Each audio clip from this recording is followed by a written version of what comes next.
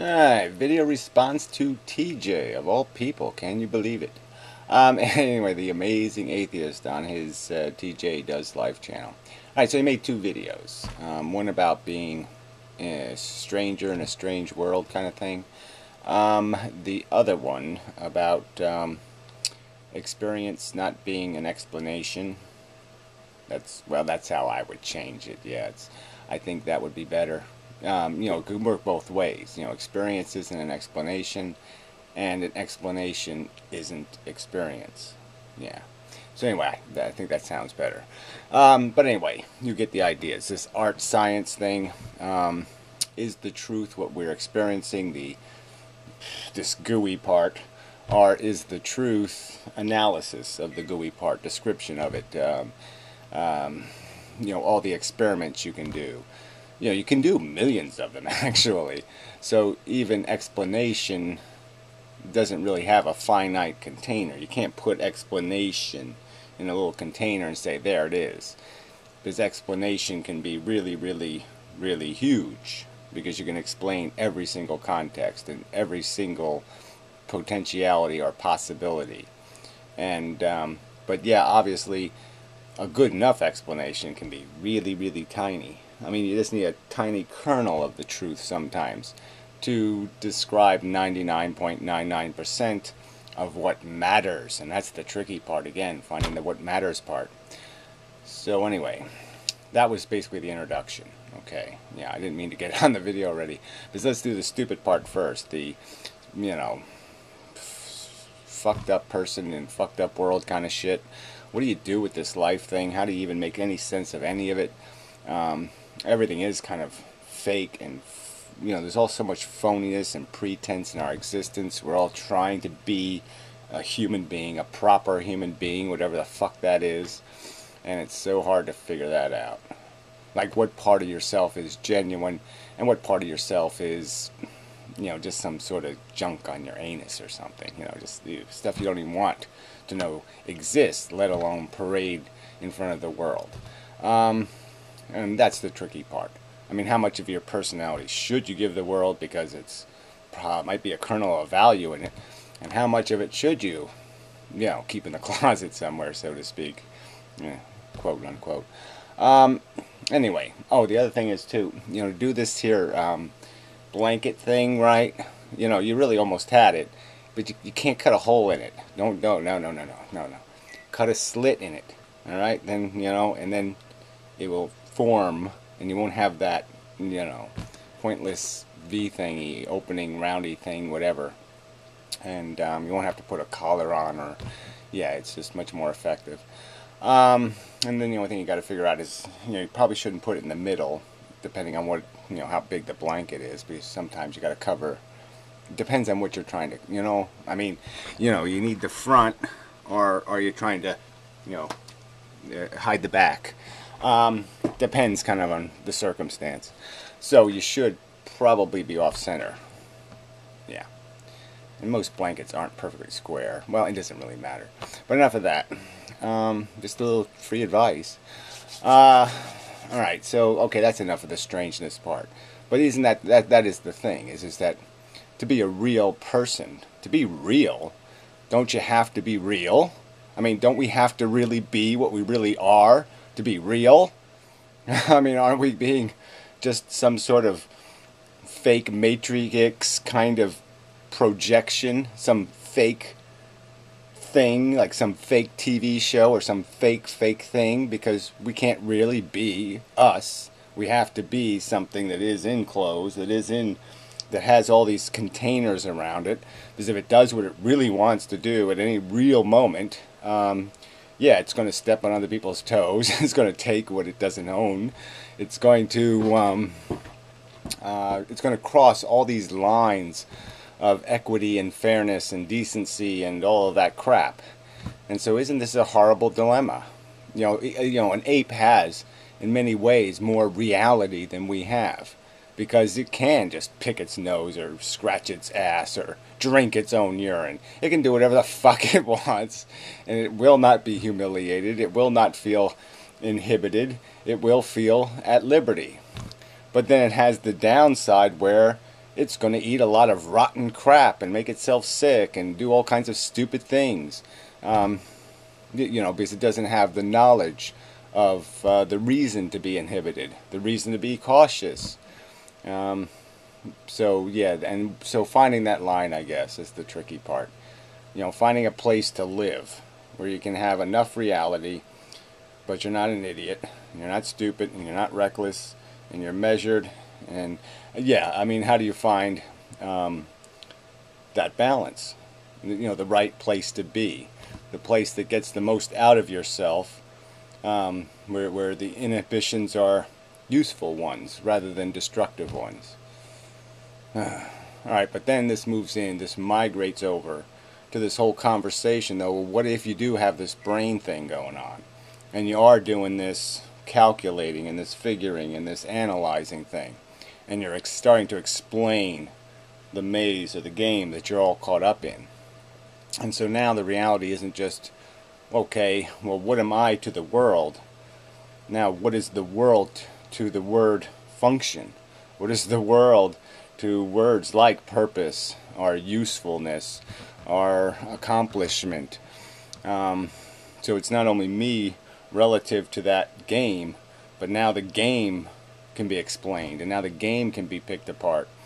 And you sort of implied that maybe it doesn't matter. Maybe, as Dawkins might say, that yeah, you can do this beauty in the universe thing, that somehow you can turn anything into anything by just bending your perspective a little, and that it isn't frightening to find out you're playing an idiotic game.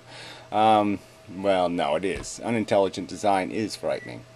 And it seems the only conclusion. It seems the only place, like if you really do the dissection clinically, scientifically, all the answers aren't very good answers. I mean, there are no, like, happily ever after, Snow White fairy tale scientific discoveries. I mean, all the scientific discoveries are sort of, oh, this is a silly, stupid thing. This is a horrible waste. This is nonsensically horrific. Yeah, I mean, there's just there's no fun in it. The truth is not fun.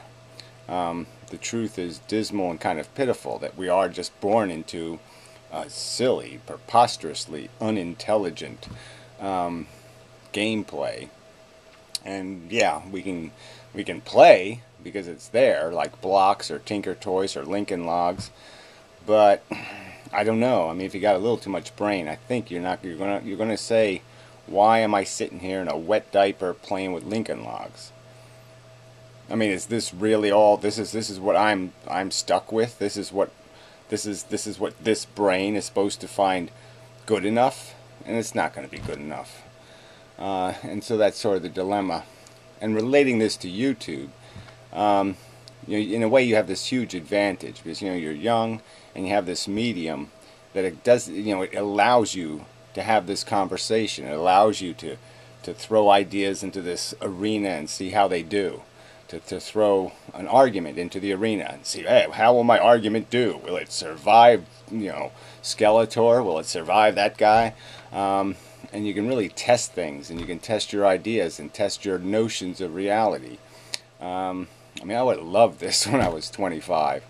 And I can't even imagine 20 years of doing this, or 30 years of doing this, because it is so, it's so good at cropping things down and enabling you to re-engineer your argument machines, your little devices of truth that you throw into the game.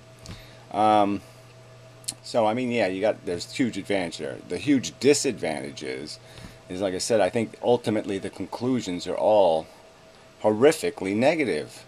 There's just nothing good about the truth. The truth is not happily ever after. The truth is, holy fucking shit, this is so fucking futile. We're just contriving things to chase and then chasing them. And sometimes we do it and we fall and we break our femur or something and it's horrific. Or, and fluids fly out of us and other horrible things. That's just where the truth leads. The truth leads to these, utilitarian equations. This whole, dissection of the fact that these individuals are just individuals, and if we were talking about humanity the way we would look at any other community of organisms like ants or bees or bugs or anything, it doesn't matter, rats in a maze, we would have such a, we would be able to be so much more clinical than people seem to be able to be when, yeah, the game is being played by these personalities.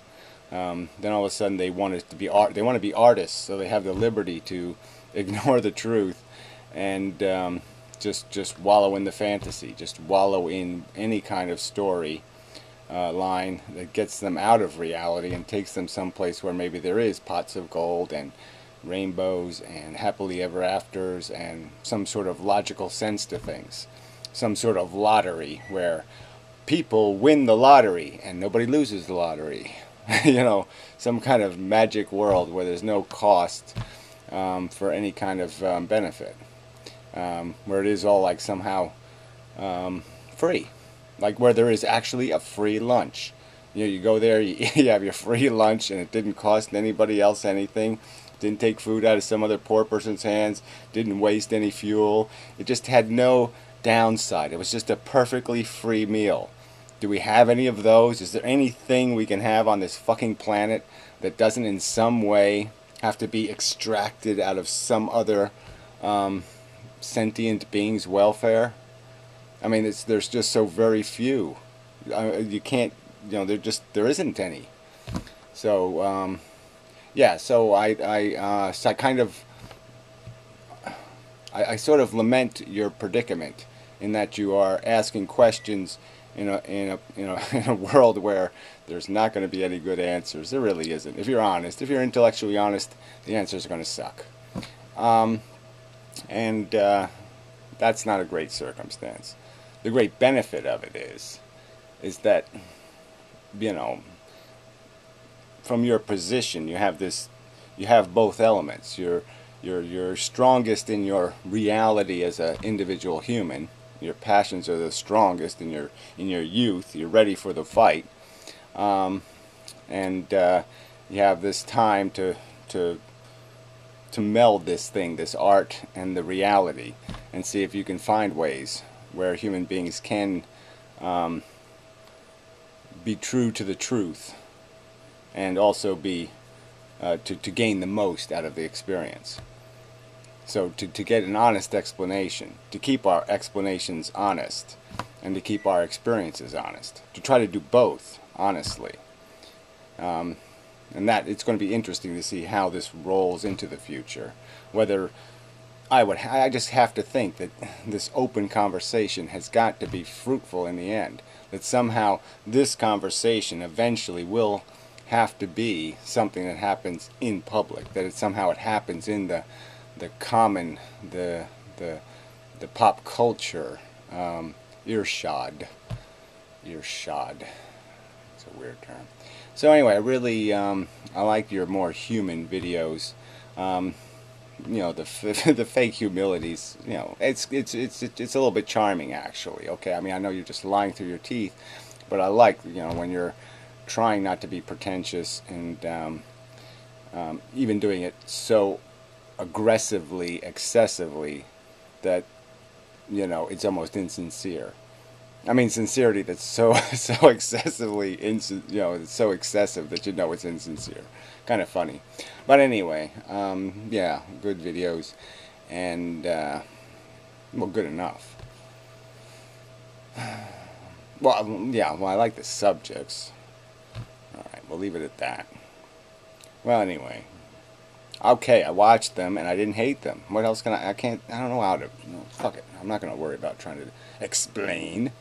I'm making a response video and we'll see how this goes. There, that's good enough. Yeah, that's enough. So, until next time, if we can manage that one.